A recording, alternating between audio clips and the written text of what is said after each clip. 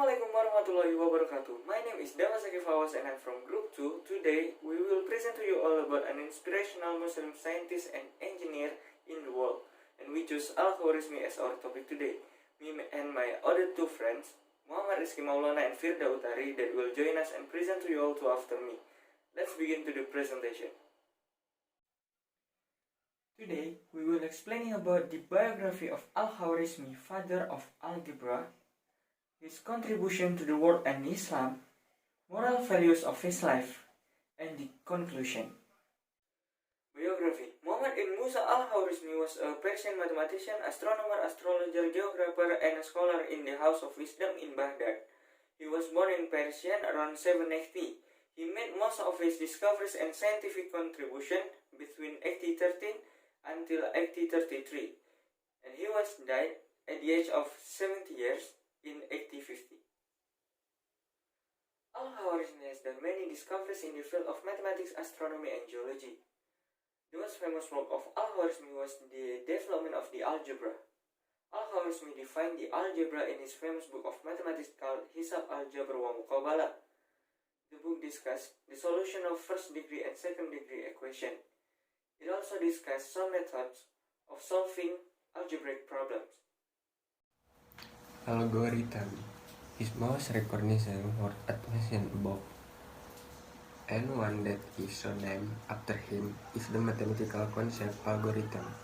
The modern meaning of the word relates to a specific practice for solving a particular problem. Today, people use algorithm to do additional and long division principles that are found in Al-Khawarizmi text written about 1002 years ago.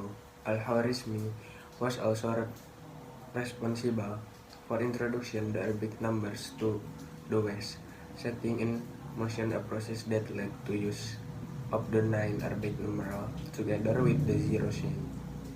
Geography. Of great importance also was Al-Khawarizmi's contribution to mathematical geography. He systemized and corrected Ptolemy research in geography using his own original findings that are entitled as Surah Arad, the shape of the earth.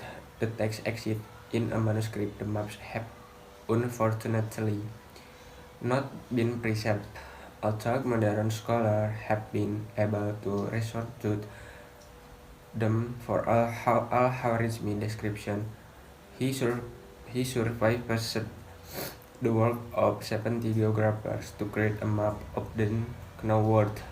When his work became known in Europe through Latin translation, his influence made a permanent mark of the development of science in the West. Al-Khawarizmi made several important improvements to the theory and construction of sundials, which he inherited from his Indian and Hellenistic predecessors.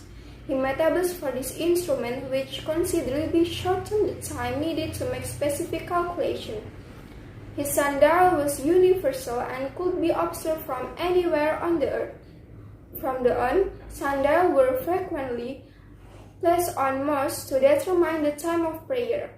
The shadow square, an instrument used to determine the linear height of an object in conjunction with the alidad for angular observation, was also invented by Al-Khawarizmi in 9th century Baghdad. A number of minor works were written by Al-Khawarizmi on topics such as the astrolabe, on which he wrote on the Jewish calendar. He also wrote a political history containing horoscopes of prominent persons. From the Al-Khawarizmi life story, we can learn an important thing, namely work. Through the work you can be remembered, and to able to make works, of course, you must have the ability the learning process. Al-Khawarizmi is one of the most famous astronomers, geologists, and mathematicians at the time of Golden Era Muslims. He is also the inventor of many mathematical methods and a branch of math called algebra.